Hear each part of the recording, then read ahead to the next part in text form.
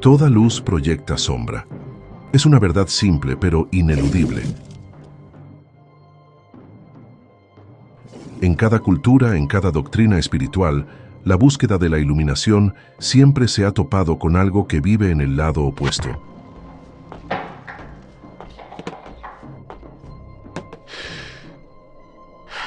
Algo sin nombre fijo, sin rostro definido, pero que inevitablemente nos observa desde los bordes de lo sagrado.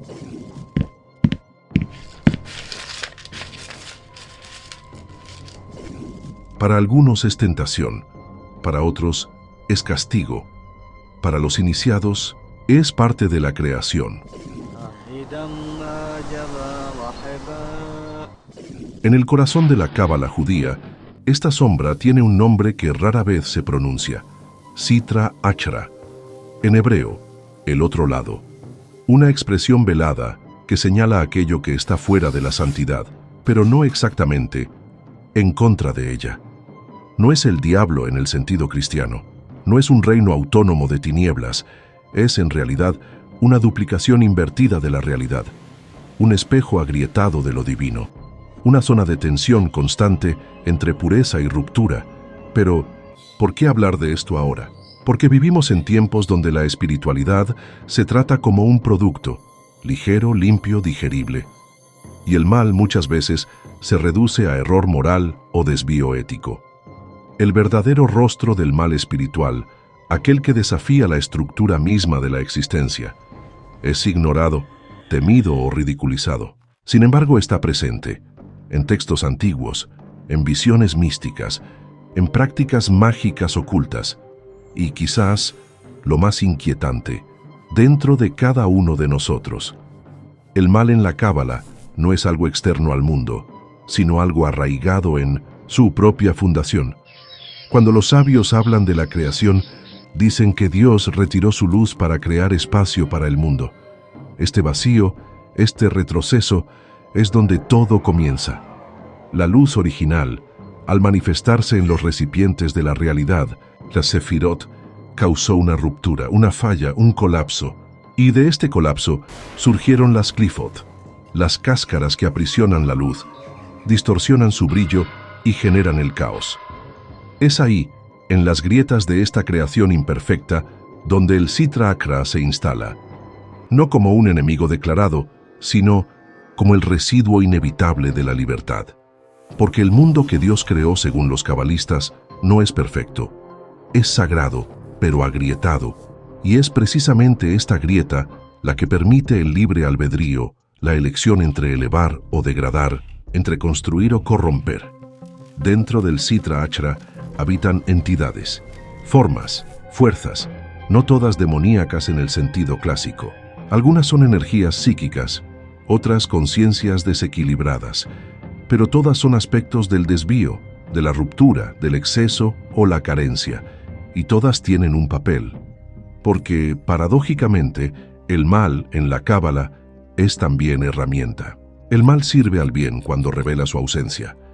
La oscuridad muestra dónde la luz necesita brillar. Sin embargo, esta no es una visión romántica. El Sitra Achra es peligroso, seduce, imita lo sagrado, confunde. Y es por eso que su nombre, Se-Efita, los místicos sabían que pronunciar el nombre es abrir la puerta, que investigar demasiado sin preparación es como caminar sin luz en un bosque vivo, pero al mismo tiempo sabían que ignorar esta presencia es dejar la mitad de la realidad en la oscuridad. Este guión es por lo tanto un viaje consciente a ese otro lado, no como apología, ni como ritualización, sino como revelación. Exploraremos cómo la tradición cabalística concibe el origen del mal, los seres que lo habitan, las estructuras que lo sostienen y los riesgos de tocarlo, tanto en el plano mágico como en el plano interior. Hablaremos de Samael, el ángel envenenado, de Lilith, la madre de los que caminan en la noche, de las Clifot, que deforman las Sefirot divinas, y del abismo que separa el mundo de la emanación pura de aquel que ya cayó al otro lado del árbol de la vida. Pero sobre todo hablaremos de espejos, porque el Sitra Achra no existe en otro mundo, existe en el revés del nuestro. en cada acto de deshonra, en cada deseo desmedido, en cada verdad distorsionada para servir al ego, y por eso este conocimiento nunca fue público, nunca fue cómodo, fue reservado a los iniciados, a los que estaban dispuestos a perder la piel para encontrar el hueso. Antes de continuar, tenemos un regalo exclusivo para ti que nos has acompañado hasta aquí. ¿Sabías que existen grimorios prohibidos que contienen fórmulas mágicas y rituales de invocación que la Iglesia y los gobiernos intentaron erradicar? ¿Que hay rituales tan oscuros que han marcado a quienes los han practicado y que siguen siendo temidos hasta hoy? ¿Y que, en la propia Biblia, hay textos eliminados, profecías suprimidas y mensajes encriptados que desafían todo lo que creíamos saber? Esto nos hace preguntarnos, ¿qué es lo que realmente están tratando de esconder? Pero, ¿y si te dijéramos que puedes acceder a este conocimiento prohibido? Para aquellos que se atreven a buscar la verdad, reunimos un material único, elaborado por docenas de especialistas de todo el mundo, que expone todo lo que nos han ocultado. Este material ha cambiado la visión de la realidad de muchas personas, pero pocos tienen acceso a él. Si quieres conocer lo que la historia ha intentado borrar, pausa el video ahora. Apunta la cámara de tu celular al código QR que aparece en pantalla y accede a este conocimiento prohibido. O si lo prefieres, haz clic en el enlace que dejamos en el primer comentario fijado debajo de este video. Hay quienes dicen que estudiar el Sitra Achra es arriesgarse a ser tocado por él, que comprender demasiado es ser arrastrado. Pero los cabalistas de Safed, los ocultistas modernos y los magos que arañan la cáscara, de la realidad saben. El mal solo es invencible mientras permanece sin forma. Darle un nombre es el primer paso para enfrentarlo. La pregunta que queda es, ¿estás listo para mirar ese nombre a los ojos, para entender que la sombra no está fuera de ti, sino detrás de tu luz? Que quizás los demonios cabalísticos no son solo entidades, sino reflejos de las partes de ti que aún no soportan ser vistas.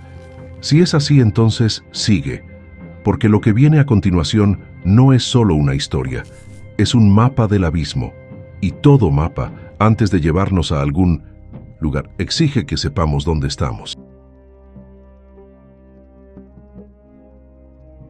Antes de la sombra, solo había luz, una luz absoluta, sin contornos, sin límites, una presencia tan plena que no dejaba espacio para nada más. Los cabalistas llamaron a esta luz Ein Sof, el ilimitado, un Dios sin forma, sin nombre, sin principio. Todo lo que existe emana de él, pero él mismo permanece más allá de la existencia.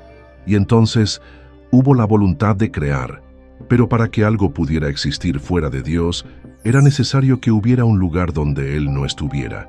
Y así nació la primera paradoja. Para que el mundo fuera creado, Dios tuvo que ausentarse, no por debilidad, sino por elección. Este retroceso se llama Tzimtzum, un autovaciamiento divino.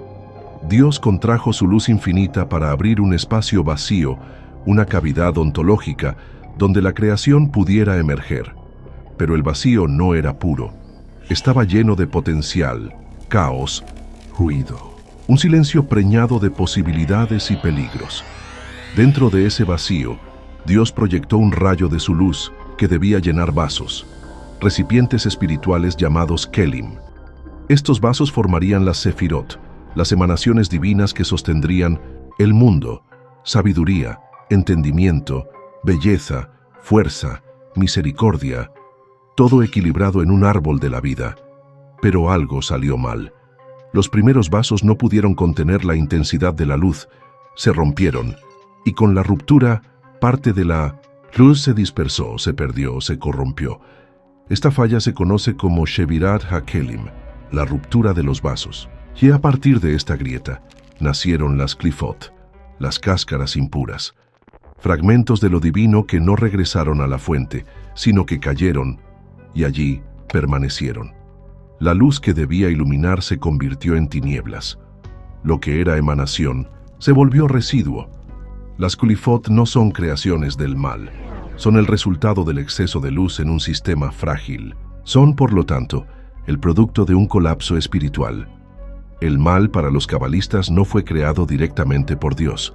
Es consecuencia de la libertad intrínseca al acto creativo, un subproducto inevitable de un mundo donde la presencia divina no es absoluta y donde hay ausencia hay riesgo, riesgo de caída, riesgo de inversión, riesgo de error.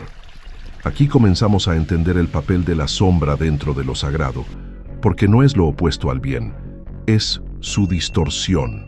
El mal surge no como entidad enemiga de Dios, sino como desequilibrio, como exceso de fuerza o de juicio, como luz aprisionada y deformada. Por eso los demonios de la Cábala no son simples figuras folclóricas, son personificaciones de fuerzas espirituales desequilibradas. No surgen del infierno, surgieron de la propia creación. Están ligados a la estructura del mundo como sus grietas naturales. Son necesarios, pero peligrosos. Esta concepción es muy diferente de la teología dualista, donde el bien y el mal son fuerzas opuestas en guerra. En la Cábala todo parte de un mismo origen.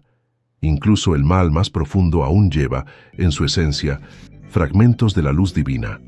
Es por eso que los místicos decían que es posible rescatar chispas sagradas incluso en los lugares más oscuros. Pero para ello hay que entrar en la oscuridad, enfrentarla, conocerla. Esta es la tarea del tzadik, el justo, y también del mago cabalista, aquel que se aventura en el abismo no para dominar, sino para rescatar. Porque, según los textos de Isaac Luria, la redención cósmica solo será completa cuando todas las chispas perdidas sean reunidas. Pero este camino no es lineal, y no todos los que entran en la sombra salen ilesos.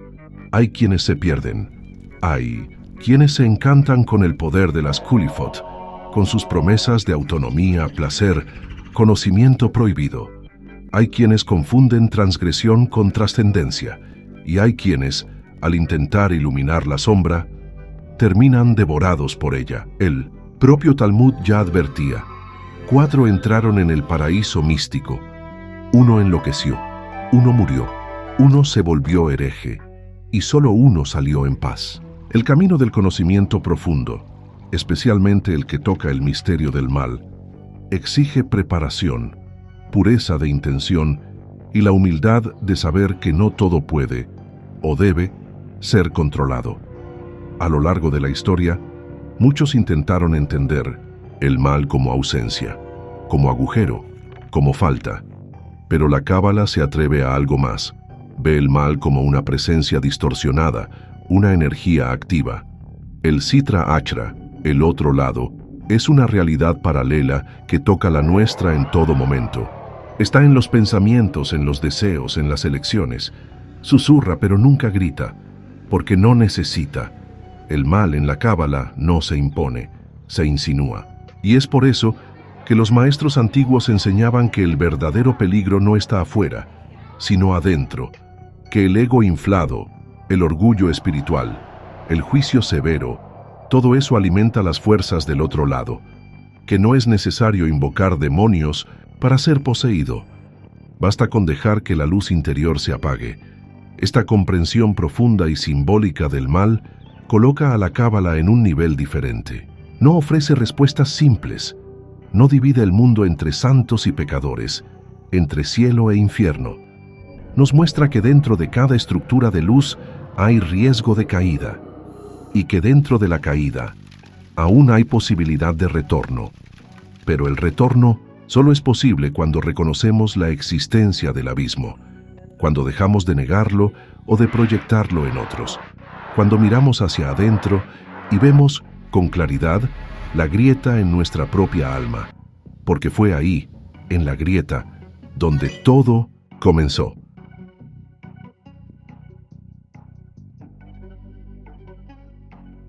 El mundo que conocemos es solo una de las caras de la realidad.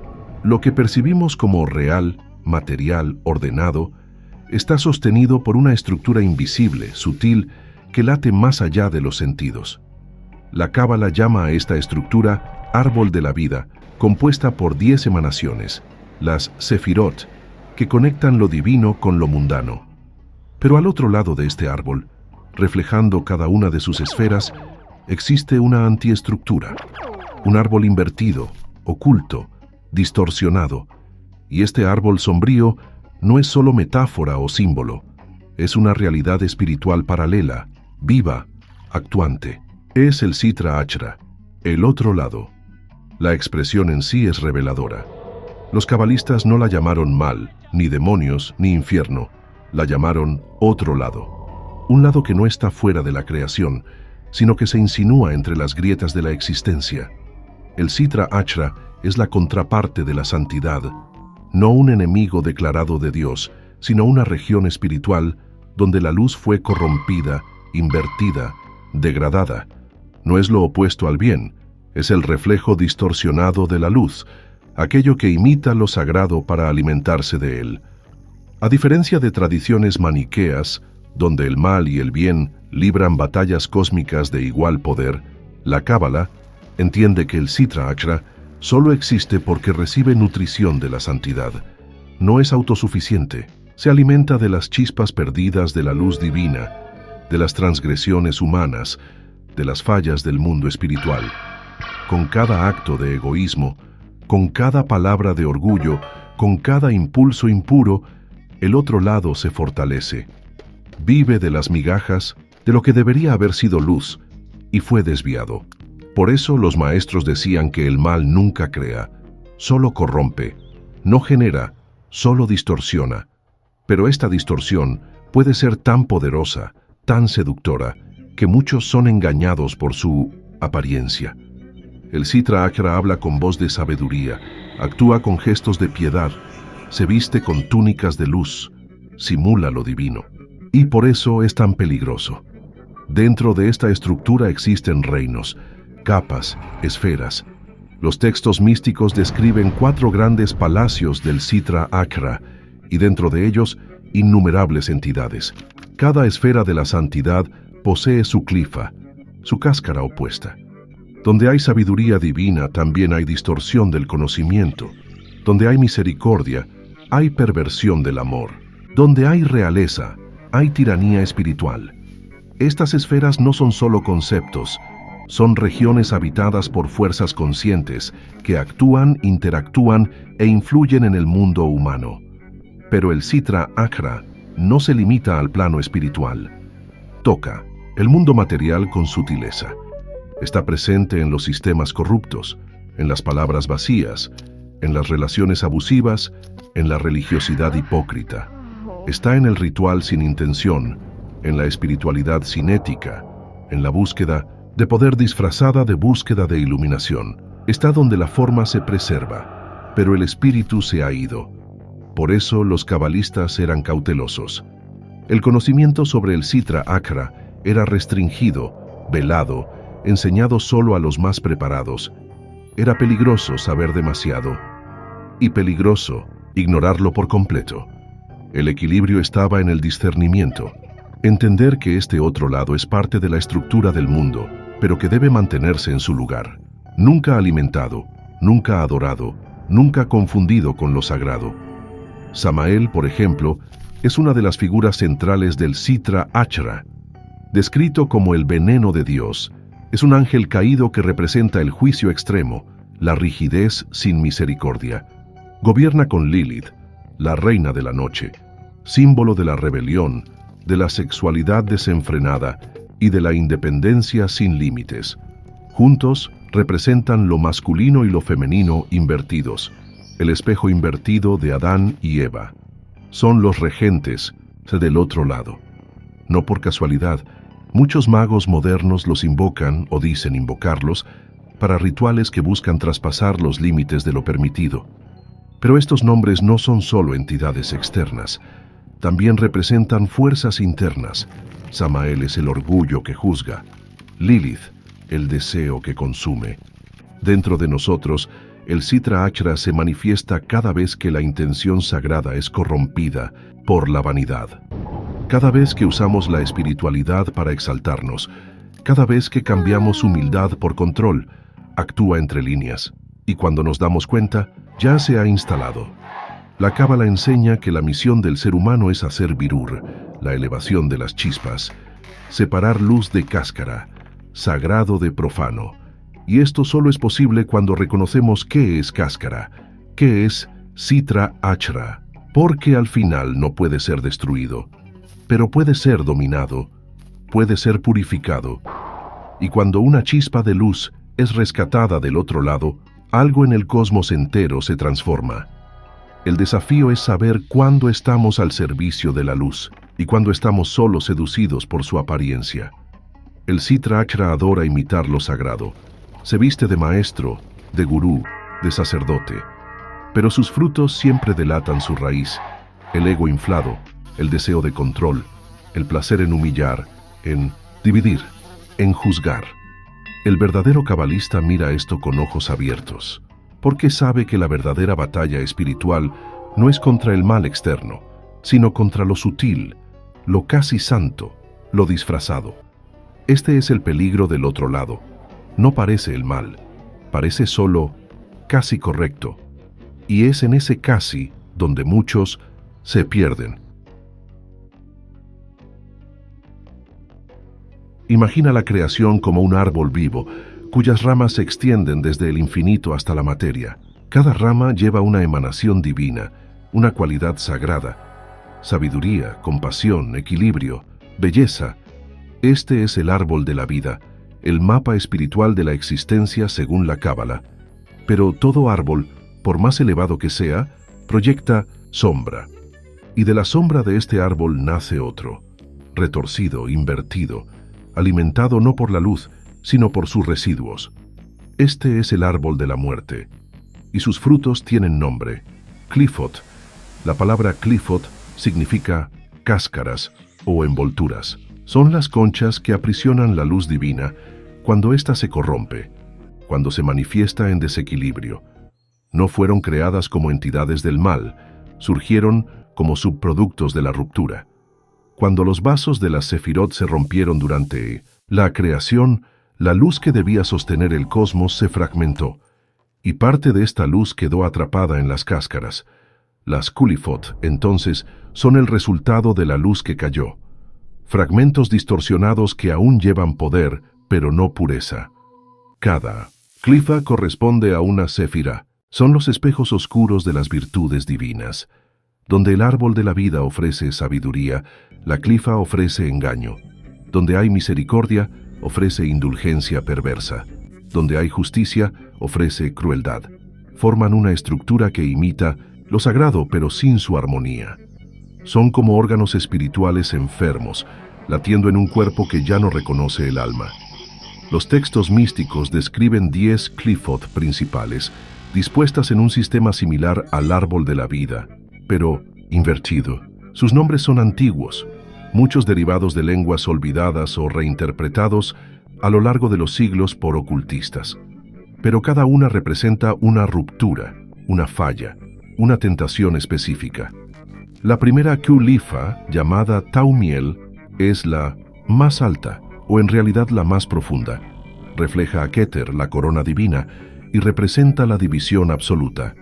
Es regida por dos reyes en conflicto eterno, Satán y Moloch.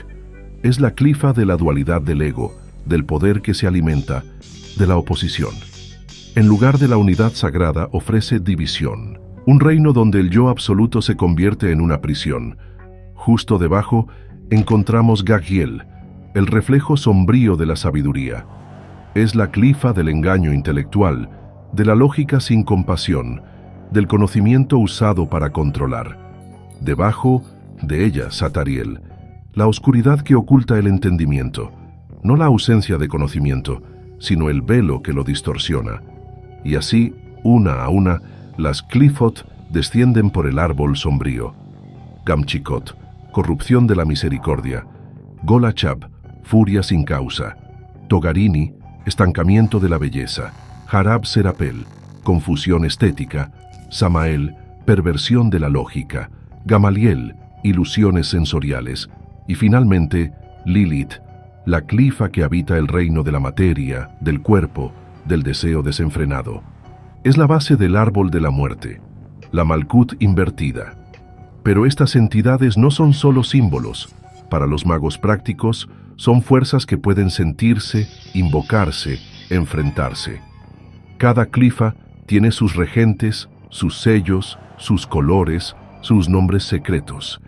Invocarlas es arriesgarse a confrontar los aspectos más oscuros del alma humana. Es por eso que el árbol de la muerte siempre fue restringido, guardado, ocultado.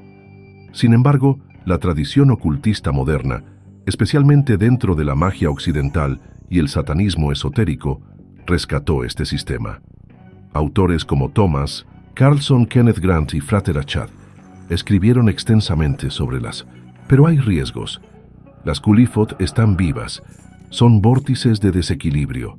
Conectarse con ellas sin preparación, sin conciencia, puede llevar a la obsesión, a la paranoia, a la destrucción espiritual. Muchos ocultistas reportaron crisis emocionales, colapsos, alucinaciones y distorsiones de la realidad después de rituales con estos nombres. Porque a diferencia del árbol de la vida que eleva, el árbol de la muerte consume. Aún así fascina, porque en él están los tabúes, los deseos prohibidos, los saberes que no caben en la moralidad común. Las Qlīphoth representan lo que fue expulsado del paraíso, lo que fue olvidado, lo que fue encerrado en los sótanos del inconsciente. Y hay quienes creen que, para ser íntegro, hay que descender hasta allí, tocar la herida, beber de la sombra. Los cabalistas tradicionales advertían contra esto. Decían que los mundos inferiores están habitados por fuerzas que no responden a la ética, que se alimentan del ego del mago, del orgullo del buscador, que prometen poder y cobran con el alma. Pero también reconocían que, en ciertos momentos, el contacto con estas fuerzas era inevitable, porque el mal no puede ser redimido a distancia. Necesita ser nombrado, enfrentado, reordenado. En el Zohar hay un pasaje que dice que el Mesías solo vendrá cuando todas las chispas de luz sean rescatadas, incluso aquellas atrapadas en las Qlīphoth. Esto significa que el mal, por más terrible que sea, tiene un papel en el plan divino. Es el espejo que desafía, la grieta que exige reparación, la serpiente que guarda el umbral del templo. La pregunta es, ¿quién está dispuesto a entrar al templo con la serpiente? ¿Quién tiene el coraje de mirar a las Qlīphoth no como enemigas, sino como partes perdidas del todo? ¿Quién puede ver, en la cáscara del caos, el contorno de la luz que escapó? La respuesta no está en la teoría, está en la experiencia, y cada paso hacia el árbol de la muerte exige más que valentía, exige entrega, porque allí, entre las sombras del espíritu, no hay máscaras que resistan. Solo el verdadero rostro permanece, y a veces no es hermoso. No tienen cuernos, colas o tridentes, no aparecen en llamas ni surgen con truenos. Los demonios de la cábala no son caricaturas del mal, son reflejos distorsionados de la santidad, ecos de emanaciones divinas corrompidas, inteligencias espirituales que habitan el lado inverso de la creación. Muchos de ellos fueron alguna vez ángeles, portadores de luz, guardianes del orden cósmico, pero cayeron, no solo del cielo, sino de la estructura del equilibrio, y en esa caída se convirtieron en potencias peligrosas, seductoras e irresistiblemente humanas. Entre todos los nombres susurrados por los cabalistas, dos brillan, o mejor, arden, con intensidad propia: Samael y Lilith. No son solo demonios, son arquetipos vivos, fuerzas cósmicas que representan el entrelazamiento de deseo y destrucción, poder y veneno, juicio y rebelión. Juntos, reinan sobre el Sitra Achra, el otro lado. Y entender su naturaleza es comprender por qué el mal, a veces, viste la máscara de lo sagrado. Samael es el veneno de Dios, un nombre que lleva contradicción desde la raíz. No es un enemigo, externo a la divinidad, sino un agente que, paradójicamente, actúa al servicio del plan mayor. En los textos místicos, se lo describe como el ángel del juicio severo, aquel que aplica la justicia sin misericordia. Es el aspecto de Gebura, la esfera del rigor llevado al extremo. Cuando este atributo se separa de la compasión, se transforma en castigo estéril, en destrucción fría.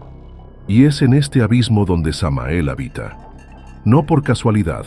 Su energía está ligada a la espada, a la lógica implacable, al fanatismo que justifica cualquier crueldad en nombre del orden. En algunas tradiciones es el ángel de la muerte, en otras es el tentador, el acusador celestial, pero en todas lleva un rasgo inquietante: no miente, muestra verdades que nadie quiere ver, señala fallas, expone lo que está roto, pero sin ofrecer cura. Solo sentencia. Lilith, por otro lado, es la reina de la noche, la mujer que se negó a someterse. En los textos más antiguos aparece como la primera esposa de Adán, creada del mismo barro, igual en esencia. Pero cuando se negó a acostarse debajo de él, una negación no solo sexual sino espiritual, fue expulsada del Edén. Y afuera, en el exilio, se convirtió en lo que el rechazo moldea: indomable. Lilith representa lo femenino negado, la sexualidad sin frenos, la independencia que asusta. Pero también la seducción peligrosa, el útero que engendra monstruos, el placer que consume. La unión simbólica entre Samael y Lilith es una de las más poderosas de la demonología cabalística. Son el rey y la reina del otro lado. El juicio, sin alma, y el deseo sin límite. Lo masculino que domina y lo femenino que devora. Juntos gobiernan lo que está fuera del árbol de la vida. Pero no solo allí, también viven en el ser humano. Porque en la Cábala, cada una de estas entidades representa un aspecto de la psique. Samael está en la rigidez moral que excluye, en la justicia que mata. Lilith, en el deseo que destruye, en el ego que se niega a ceder. Son fuerzas internas, portales abiertos dentro de nosotros, que pueden activarse por trauma, orgullo, lujuria, venganza. No son demonios en el sentido cristiano, son desequilibrios espirituales personificados. Y precisamente por eso son tan seductores. El poder que ofrecen no es ilusorio, es real. El contacto con estas fuerzas puede traer magnetismo, presencia, audacia, dominio. Muchos ocultistas buscaron esta energía deliberadamente. La tradición goética, por ejemplo, invoca entidades asociadas a las Quliphoth para fines de manipulación, conocimiento oculto, éxtasis. Hay relatos de rituales que involucran el llamado a las 72 entidades del Lemegeton, muchas de ellas con origen en distorsiones de las Sefirot. El mago que sigue este camino, la llamada mano izquierda, no busca agradar a Dios, sino conocerse a sí mismo a través de la transgresión. Se sumerge en los abismos del alma, enfrenta sus monstruos, confronta los tabúes de la sociedad y la religión. El riesgo: perderse en el espejo, confundir la liberación con el orgullo, la iluminación con la vanidad, el autoconocimiento con la autoglorificación. Hay un momento en que la frontera se rompe, en que el adepto ya no sabe si está guiando a las entidades o siendo guiado por ellas, porque los demonios, una vez invitados, no se retiran fácilmente. Se alimentan de lo que ocultas, de lo que reprimes, del dolor no resuelto, de la ambición no confesada. Viven en las grietas del alma, y cuando esas grietas se ensanchan entran. Pero no todos los demonios son iguales. La Cábala distingue entre los que fueron generados por la ruptura de los vasos y los que surgen de la acción humana. Algunos son fragmentos caídos de la luz original. Otros son formas creadas por los propios pensamientos distorsionados de los hombres. Estos últimos son como egregores, formas pensamiento que cobran vida propia y con el tiempo se vuelven casi autónomas. Un sistema religioso corrompido puede generar un ángel negro. Una guerra hecha en nombre del bien puede crear un demonio de justicia vengativa. El mal no necesita venir de fuera. Puede ser manufacturado con buenas intenciones. Es por eso que la seducción del poder es la prueba suprema del iniciado. Saber lidiar con fuerzas espirituales exige más que valentía. Exige pureza, no en el sentido moralista, sino en el de la intención clara. Quien busca poder por carencia será devorado por Samael. Quien busca placer para llenar el vacío será consumido por Lilith. Quien cree que puede controlar las sombras sin iluminar las propias, caerá. Los antiguos maestros enseñaban que, El verdadero dominio sobre los demonios comienza con el dominio de sí. Que el mago que desea controlar una fuerza exterior debe antes haber vencido la versión interior de esa fuerza. Que la única autoridad que impresiona al otro lado es la del silencio interior. Porque los demonios no respetan palabras, respetan coherencia. Al final, los ángeles caídos de la cábala nos enseñan más sobre nosotros mismos de lo que nos gustaría admitir. Son espejos, y lo que reflejan es nuestra sed de control, nuestro hambre de eternidad, nuestro miedo a ser pequeños. Nos ofrecen lo que deseamos, pero cobran lo que somos. Y la pregunta que queda es, ¿cuánto de tu yo estás dispuesto a darme para tocar el poder? La magia verdadera comienza donde termina el confort. No hay velas aromáticas, palabras suaves o promesas de paz. Cuando un adepto decide cruzar los portales del Sitra Achra, no busca seguridad, busca verdad. Y la verdad, en el campo de la magia cabalística, especialmente aquella que toca las Qliphoth, tiene el sabor del abismo, un gusto metálico, como sangre en la boca, como un eco de algo que no debería haber sido despertado, pero lo fue. La invocación de las fuerzas del otro lado no es algo nuevo. Desde los tiempos del Segundo Templo, hay registros de prácticas místicas destinadas a dialogar con entidades intermediarias, algunas pertenecientes a la santidad, otras no. Pero fue solo con el desarrollo de la cábala práctica, especialmente a partir de la Edad Media, que estas prácticas ganaron estructura, ritual, simbolismo, nombres, sellos y sistemas. Con el tiempo surgieron los grimorios, los manuales secretos que contenían instrucciones para invocación, exorcismo, control y pacto con entidades espirituales. Entre estos sistemas, quizás el más infame y fascinante sea el de la magia goética, incorporado más tarde por ocultistas occidentales bajo fuerte influencia de la cábala invertida. La práctica consiste en invocar inteligencias espirituales del submundo, muchas de ellas asociadas a las Qliphoth, con el objetivo de obtener conocimiento oculto, favores terrenales, poder psíquico o incluso transformación interior. Pero hay un precio. Cada ritual exige más que palabras e instrumentos. Exige intención, exige presencia total, exige que el practicante sepa exactamente qué está llamando y por qué. Porque, a diferencia de la magia devocional, que eleva la conciencia hacia la luz, la magia clifótica arrastra el alma hacia la sombra. Es un descenso, una travesía, y no siempre hay retorno. Los rituales varían en forma e intensidad. Algunos usan círculos mágicos, sellos con nombres divinos, fórmulas en hebreo antiguo, objetos consagrados.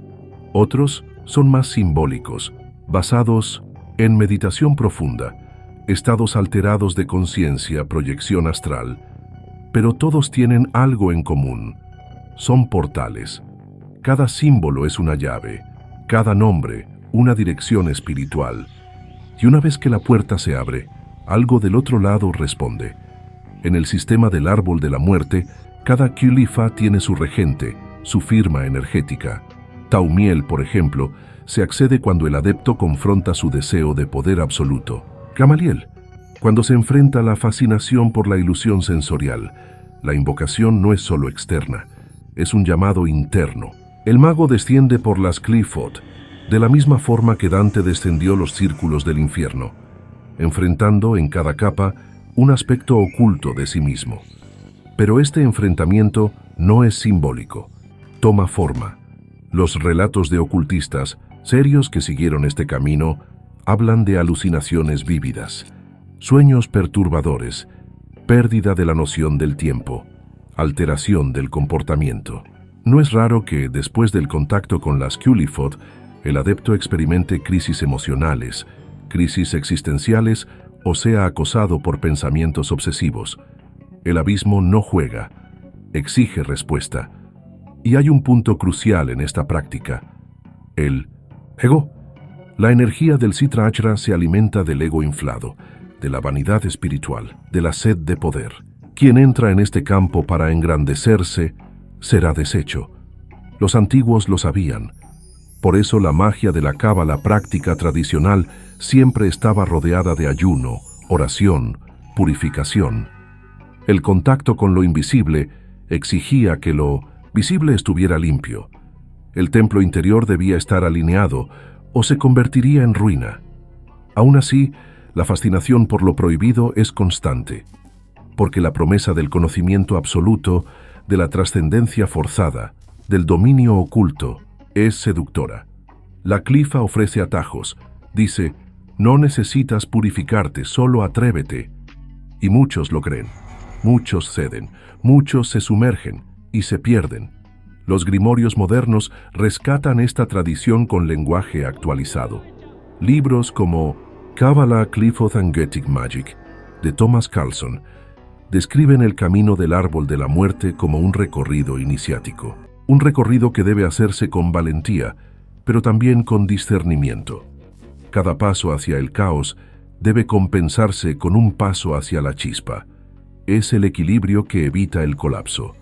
Porque el objetivo, para quien entiende, nunca es habitar el Sitra Achra. Es atravesarlo. Es iluminar las capas del inconsciente, rescatar las chispas de luz que allí cayeron e integrarlas al ser. No se trata de adorar el caos, sino de reconocerlo como parte de la realidad, parte del alma, parte de Dios. Pero para hacerlo se necesita más que conocimiento. Se necesita coraje para mirarse desnudo, para enfrentar los traumas no resueltos, los deseos no confesados, las voluntades más primitivas. La Clifa no se manifiesta, solo en símbolos arcanos. Vive en la envidia, en la culpa, en el impulso de destruir lo que no se puede controlar. Habita los rincones oscuros del alma, y el verdadero mago sabe que la batalla más difícil no es con los demonios del ritual, sino con los que viven dentro de sí. Por eso, los rituales clifóticos, cuando se conducen con sabiduría, no son solo peligrosos, son reveladores, exponen el alma a su propia verdad. Y no hay nada más aterrador ni más liberador que eso. Al final, la magia no transforma el mundo, transforma la mirada. Y cuando la mirada cambia, el mundo entero cambia con ella. Los que cruzan el umbral del abismo lo saben. Saben que no se trata de hacer pactos, sino de cumplir un viaje. Que el verdadero poder no está en las entidades, sino en la capacidad de reconocerlas, nombrarlas y seguir adelante. Porque, como decía un viejo cabalista, quien conoce el nombre del abismo, ya comenzó a vencerlo. No todo laberinto es prisión. Algunos son espejos, y pocos caminos son tan complejos, tan tortuosos como el del alma humana. La tradición cabalística lo sabía mucho antes de que existiera la psicología moderna. Sabía que el viaje espiritual no es una línea recta hacia arriba, sino un movimiento en espiral, lleno de desvíos, caídas, rupturas. Y quizás la enseñanza más audaz de la cábala sea esta: el mal no es solo obstáculo, puede ser camino. Esta idea es incómoda, choca a la mente religiosa, asusta a la espiritualidad pop, desafía a la moral dualista, pero está ahí, grabada entre líneas en los textos místicos, velada bajo metáforas, revelada solo a los preparados. El mal dentro de la estructura del mundo tiene función, tensa, provoca, revela lo que estaba oculto y, paradójicamente, puede convertirse en el agente de la elevación. Isaac Luria, el gran maestro de la cábala mística de Seifert, enseñaba que la creación fue un proceso violento. La luz divina no se expandió suavemente por el universo, rompió recipientes, se fragmentó, cayó, y las chispas sagradas quedaron atrapadas en las cáscaras. La misión del ser humano, entonces, no es solo evitar el mal, es redimir lo que fue corrompido. Es descender hasta los escombros de la creación, encontrar allí las chispas del origen y traerlas de vuelta a la luz. Este proceso se llama tikkun, reparación, restauración, un concepto que va más allá del perdón o la expiación. Es la transformación radical del caos en orden, del error en sabiduría, del sufrimiento en compasión, pero para ello hay que atravesar lo que está roto, y eso incluye el alma. La psicología del siglo XX especialmente en pensadores como Carl Gustav Jung, tocó esta misma verdad con otro lenguaje.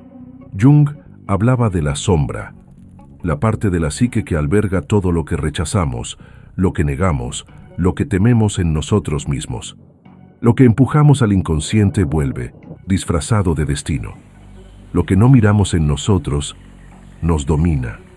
Para Jung, integrar la sombra era parte del proceso de individuación.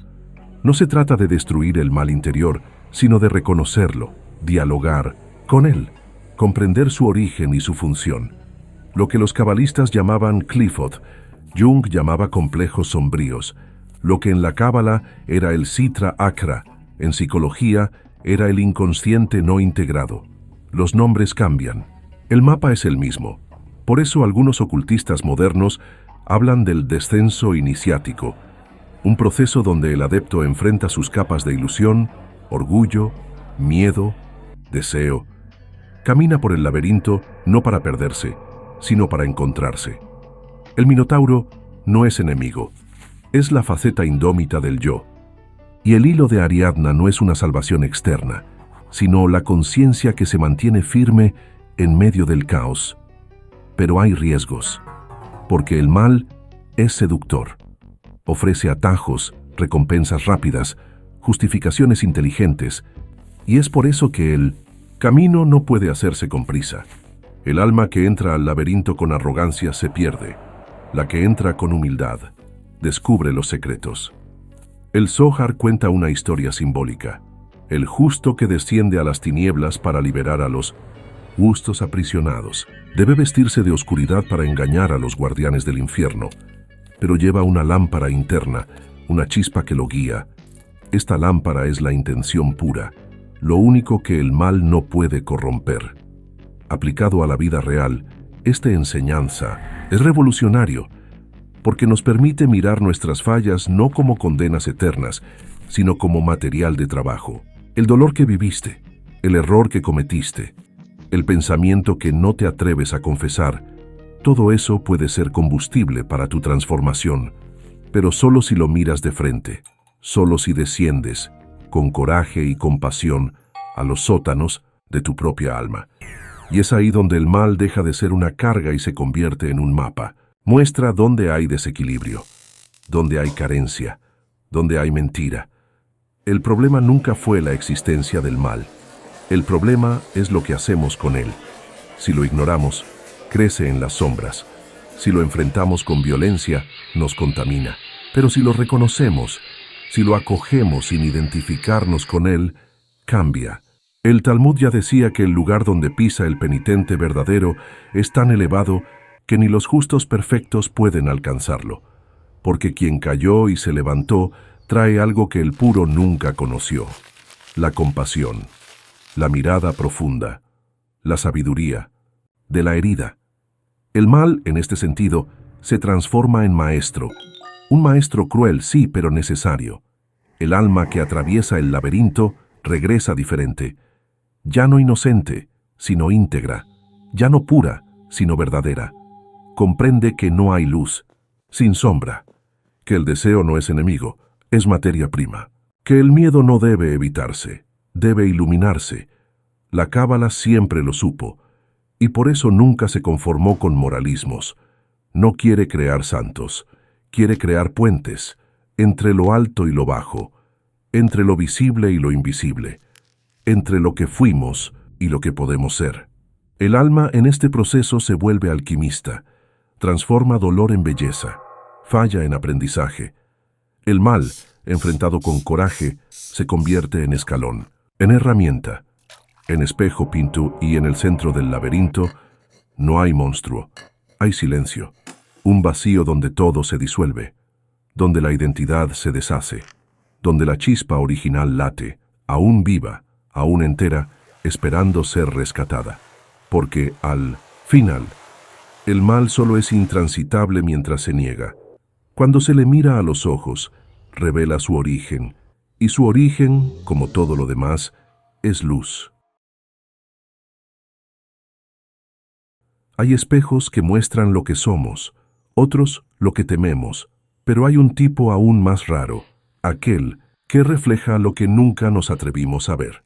La tradición cabalística nos entrega este espejo, roto, fragmentado, peligroso, y nos invita a mirar, a ver, entre grietas y distorsiones, la imagen de lo divino, manchada por la propia creación. El Sitra Achra, las Qliphoth, los ángeles, caídos los laberintos del mal. Todo parece pertenecer a otro mundo, pero la verdad es que están aquí, entrelazados con la existencia. El mal en la Cábala no es un error ajeno al plan, es una consecuencia interna, no es lo opuesto a la luz, es la sombra que proyecta, y donde hay luz verdadera, hay sombra verdadera. Negarlo es negar la mitad del universo. El problema es que nos enseñaron a dividir, a separar a Dios del mundo, el cielo de la tierra, el bien del mal. Nos educaron en una espiritualidad superficial, donde todo es claro, limpio, controlable. Pero la Cábala nunca prometió control, prometió profundidad. Y la profundidad implica riesgo, implica zambullirse, implica entrega. Mirar al otro lado es ante todo un acto de coraje, no para glorificar las tinieblas, sino para comprender su función, para entender que hay aspectos del alma que no se curan con negación, que hay dolores que solo se transforman cuando se tocan, que hay monstruos que solo dejan de perseguirnos cuando dejamos de huir de ellos. El viaje que recorrimos aquí no fue sobre adorar el mal, fue sobre reconocimiento, sobre nombrar lo olvidado, dar forma a lo que nos acecha. El mal, como vimos, puede ser un grito de la luz sofocada, una distorsión del orden que, en su desequilibrio, revela la fragilidad de la creación, no para destruir, sino para enseñar, porque eso hace el espejo roto, no oculta la imperfección, la expone, muestra la multiplicidad del yo, muestra que dentro de cada deseo hay un pedido de integración, dentro de cada caída, una invitación a elevarse, dentro de cada sombra, un fragmento de luz que aún late. Hay que recordar, incluso Samael, el Nisustint, ángel del veneno, fue creado por Dios. Incluso Lilith, la rebelde primordial, es parte de la estructura cósmica. No hay exclusión en la verdadera espiritualidad. Lo que hay es discernimiento. Hay el arte de separar lo que debe transmutarse de lo que debe contenerse. Hay el trabajo continuo de restaurar la armonía donde solo había ruido. Y esta armonía no es silenciosa, es dinámica. Está hecha de opuestos que se reconocen, se enfrentan, se equilibran. La Cábala no niega el conflicto, lo usa como fuerza de tensión creadora, como impulso de retorno. Quizás, al final, esta sea la lección más poderosa que la demonología cabalística nos ofrece, que la redención no vendrá de un mundo purificado, sino de un mundo reconocido, que el Mesías, para los místicos, no es solo un hombre, es un estado de conciencia que ve luz donde antes solo había cáscara, que el verdadero tikkun no es destruir el mal, sino redimirlo incluso a él. Y eso comienza adentro. Comienza cuando dejamos de proyectar en otros lo que nos pertenece, cuando asumimos nuestras propias Qliphoth, cuando reconocemos los pensamientos que nos controlan, los impulsos que nos dominan, las voces interiores que susurran deseos inconfesables. Mirar todo esto con honestidad es el comienzo de la libertad, no la libertad fantasiosa que niega el sufrimiento, sino la libertad radical que lo incluye hasta a él. La espiritualidad que acepta el mal como parte del proceso no es más débil, es más fuerte, porque no teme enfrentar la totalidad del ser. Claro que este camino no es para todos. Hay quienes prefieren las verdades simples, los dogmas seguros, las fronteras claras entre el cielo y el infierno. Pero para los que se atreven a ir más allá, que se sumergen en la Cábala como quien entra a un bosque vivo, la recompensa es otra. No es consuelo, es lucidez, no es certeza, es sabiduría. Y la sabiduría, como nos recuerda el Zohar, comienza en el silencio. Silencio ante el misterio, silencio ante el nombre no pronunciado, silencio ante el espejo que revela, con brutalidad y belleza, que estamos hechos de luz y de sombra. La pregunta final no es si crees en los demonios de la Cábala, ni si los temes. La pregunta es, ¿qué haces con ellos? ¿Los niegas, los proyectas, los combates o los integras, transformándolos en escalones para volver a la luz? La elección es tuya. Pero recuerda, el espejo está ahí y nunca miente.